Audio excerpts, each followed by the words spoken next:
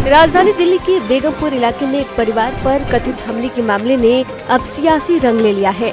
घटना के विरोध में आजाद समाज पार्टी के कार्यकर्ताओं ने बेगमपुर थाने के बाहर जोरदार प्रदर्शन किया और पुलिस के खिलाफ जमकर नारेबाजी भी की। प्रदर्शनकारियों का आरोप है कि बेगम विहार में एक जाटव परिवार पर हमला किया गया, जिसमें परिवार के कई सदस्य घायल हुए। उनका ये भी दावा है कि घटना के दौरान एक गर्भवती महिला भी घायल हुई। प्रदर्शनकारियों ने आरोप लगाया कि पुलिस ने मामले में उचित धाराओं के तहत कार्रवाई नहीं की। इसी के विरोध में कार्यकर्ताओं ने सड़क जाम कर थाना प्रभारी और जांच अधिकारी को हटाने की मांग उठाई।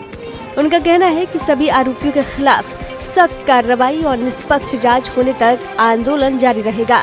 फिलहाल पुलिस मामले की जांच कर रही है और पूरे घटनाक्रम पर नजर बनाए हुए है।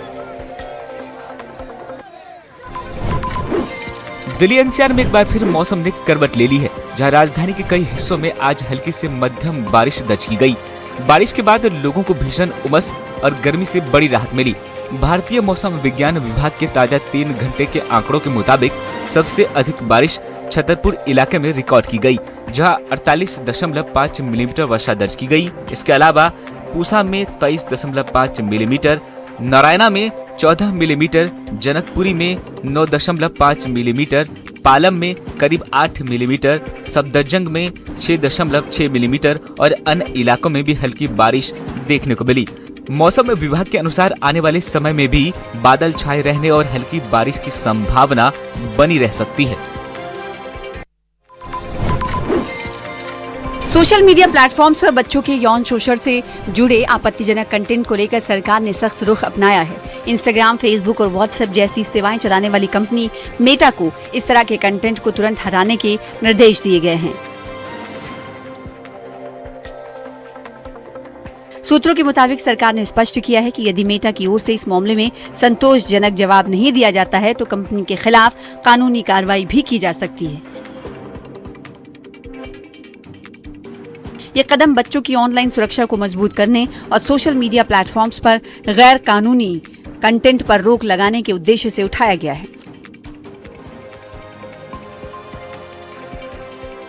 फिलहाल सरकार की ओर से इस पूरे मामले पर कड़ी निगरानी रखी जा रही है।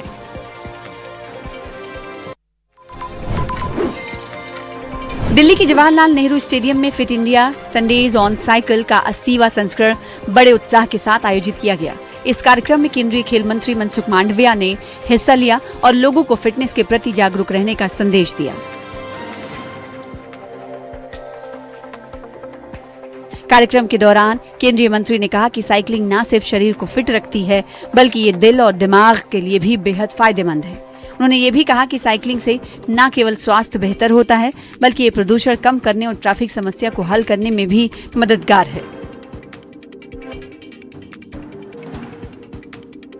मांडविया ने लोगों से अपील की है कि वो साइकिलिंग को अपनी दिनचर्या में शामिल करें ताकि फिट रहने के साथ साथ ईंधन की भी बचत हो सके और पर्यावरण को भी सुरक्षित रखा जा सके।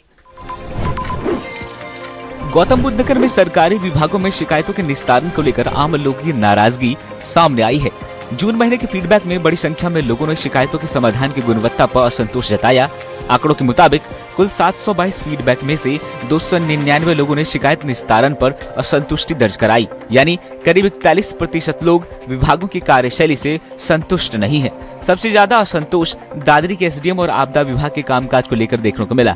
मामले की समीक्षा के दौरान अधिकारियों की रैंकिंग सुधारने के निर्देश दिए गए, साथ ही साफ चेतावनी भी दी गई कि जिन विभागों का संतुष्टि फीडबैक 50% से कम रहेगा वहां विभाग के अध्यक्षों का वेतन रोके जाने जैसी कार्रवाई भी की जा सकती है।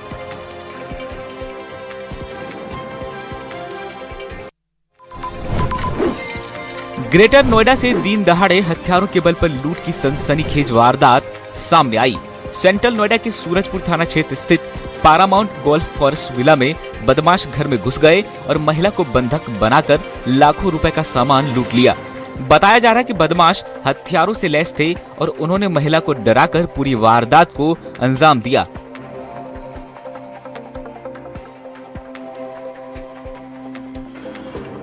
घटना के बाद इलाके में हड़कंप मच गया और पुलिस मौके पर पहुंचकर जांच में जुट गई। फिलहाल पुलिस आसपास लगे सीसीटीवी कैमरों की फुटेज खंगाल रही है और बदमाशों की पहचान कर उनकी तलाश की जा रही है। इस वारदात ने एक बार फिर हाई प्रोफाइल रिहायशी इलाके की सुरक्षा व्यवस्था पर सवाल खड़े कर दिए हैं।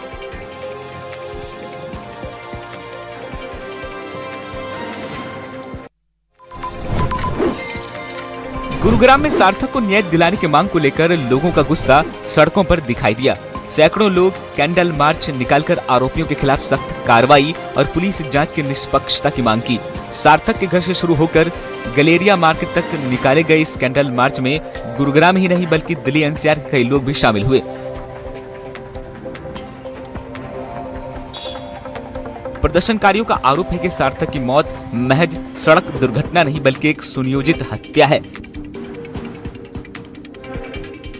परिजनों और सामाजिक कार्यकर्ताओं ने पुलिस की जांच पर सवाल उठाते हुए मामले की निष्पक्ष जांच और दोषियों के खिलाफ कड़ी कार्रवाई की मांग की। फिलहाल इस मामले को लेकर लोगों में भारी नाराजगी देखने को मिल रही है।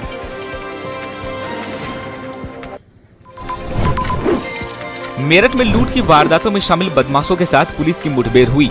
थाना किठौर पुलिस ने जवाबी कार्रवाई में एक बदमाश को पैर में गोली मारकर घायल कर दिया, जबकि उसका दूसरा साथी भागने के दौरान गिरकर घायल हो गया। दोनों आरोपियों को गिरफ्तार कर लिया गया है। पुलिस के मुताबिक चेकिंग के दौरान संदिग्ध बाइक और स्कूटी सवार बदमाशों को रोकने की कोशिश की गई, लेकिन उन्होंने भागने के साथ पुलिस पर फायरिंग कर दी।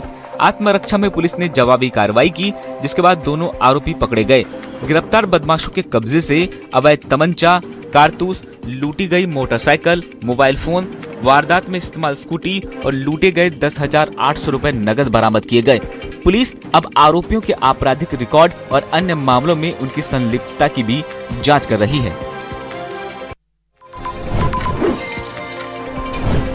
जम्मू कश्मीर के शोपियां जिले में आतंकियों के खिलाफ सुरक्षा बलों का बड़ा सर्च ऑपरेशन लगातार जारी है। आतंकियों और सुरक्षा बलों के बीच मुठभेड़ के बाद सेना, सीआरपीएफ और जम्मू कश्मीर पुलिस ने संयुक्त रूप से इलाके में घेराबंदी कर तलाशी अभियान तेज कर दिया है। सूत्रों के मुताबिक 2 आतंकियों के इलाके में घिरे होने की आशंका है, जिसके बाद पूरे क्षेत्र को सील कर दिया गया। किसी भी तरह की आतंकी गतिविधि को रोकने के लिए सुरक्षा बलों ने रणनीतिक तरीके से ऑपरेशन को आगे बढ़ाया है। इलाके में अतिरिक्त जवानों की तैनाती की गई है और हर संदिग्ध मूवमेंट पर कड़ी नजर रखी जा रही है। फिलहाल ऑपरेशन जारी है और सुरक्षा एजेंसियां आतंकियों को पकड़ने या ढेर करने के लिए लगातार कार्रवाई कर रही है। बॉलीवुड के मिस्टर परफेक्शनिस्ट आमिर खान ने अपनी लॉन्ग टाइम पार्टनर गौरी स्पैट के साथ आधिकारिक तौर पर शादी कर ली। दोनों ने मुंबई स्थित आमिर के घर पर परिवार और करीबी दोस्तों की मौजूदगी में बेहद निजी समारोह में विवाह किया। रिपोर्ट्स के मुताबिक ये एक रजिस्टर मैरिज थी, जिसमें सिर्फ परिवार और चुनिंदा मेहमान शामिल हुए। शादी की पहली तस्वीर भी सामने आ गई है, जिसमें आमिर और गौरी अपने परिवार के साथ नजर आ रहे हैं। यह आमिर खान की तीसरी शादी है। इससे पहले उनकी शादी रीना दत्ता और किरण राव से हो चुकी है। दोनों पूर्व पत्नियों के साथ आमिर आज भी सौहार्दपूर्ण संबंध रखते हैं। आमिर और गौरी पिछले कुछ वर्षों से एक दूसरे को डेट कर रहे थे और पिछले साल उन्होंने अपने रिश्ते को सार्वजनिक किया था। अब इस निजी समारोह के साथ दोनों ने अपने रिश्ते को नया मुकाम दे दिया है। हॉर्मुज जलडमरू मद से जुड़े वैश्विक संकट के बीच भारत के लिए राहत भरी खबर सामने आई। केंद्र सरकार का दावा है कि उर्वरकों की आपूर्ति पूरी तरह सुरक्षित और किसानों को खाद की कोई कमी नहीं होने दी जाएगी। सरकार के मुताबिक उर्वरक और कच्चा माल लेकर आने वाले 15 जहाज सुरक्षित रूप से भारत की ओर बढ़ रहे हैं। इसमें यूरिया, डीएपी, एनपीके, सल्फर और अमोनिया जैसे महत्वपूर्ण सामग्री शामिल है। दुनिया के 28 भारतीय मिशनों ने विभिन्न देशों के साथ समन्वय कर उर्वरकों की आपूर्ति सुनिश्चित करने में अहम भूमिका निभाई। सरकार का कहना है कि प्राकृतिक गैस की आपूर्ति पूरी तरह बहाल होने के बाद सभी यूरिया संयंत्र पूरी क्षमता के साथ काम कर रहे हैं। पहली तिमाही में यूरिया और डीएपी का उत्पादन तय लक्ष्य से अधिक रहा। वहीं देश में फिलहाल उर्वरकों का पर्याप्त भंडार मौजूद है, जिससे खरीफ सीजन के दौरान किसानों को किसी तरह की परेशानी नहीं होगी।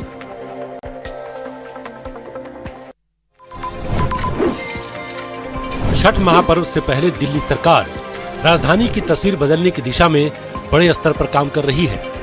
मुनक नहर को साफ, सुंदर और विकसित बनाने के लिए तेजी से प्रयास किए जा रहे हैं।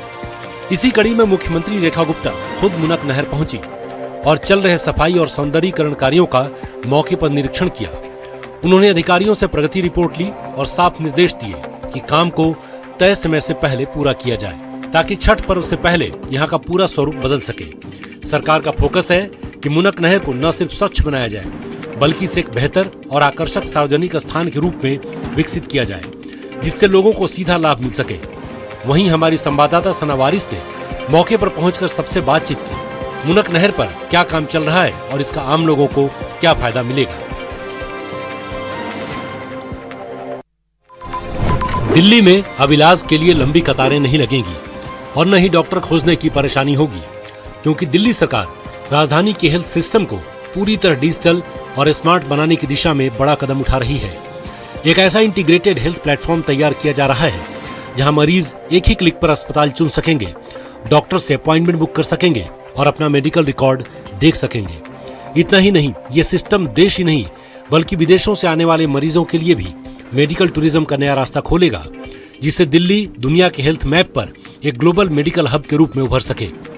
सरकार की यह पहल सिर्फ दिल्ली के लोगों तक सीमित नहीं रहेगी, बल्कि मेडिकल टूरिज्म को बढ़ावा देने की दिशा में भी बड़ा कदम मानी जा रही है। देश ही नहीं, विदेशों से आने वाले मरीज भी इसी प्लेटफॉर्म के जरिए अस्पताल चुन सकेंगे, डॉक्टर से जुड़ सकेंगे, मेडिकल वीजा से लेकर इलाज और डिस्चार्ज तक की पूरी प्रक्रिया ऑनलाइन पूरी कर सकेंगे।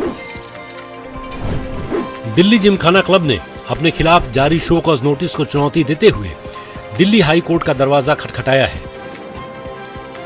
क्लब की ओर से दायर याचिका पर सोमवार को सुनवाई होगी। ये मामला जस्टिस अवनीश झिंगन की बेंच के समक्ष सूचीबद्ध है। फिलहाल याचिका में उठाया गया विस्तृत कानूनी आधार सार्वजनिक नहीं हुए हैं। माना जा रहा है कि सुनवाई के दौरान क्लब की आपत्तियों और नोटिस से जुड़े तथ्यों पर अदालत में विस्तार से चर्चा होगी।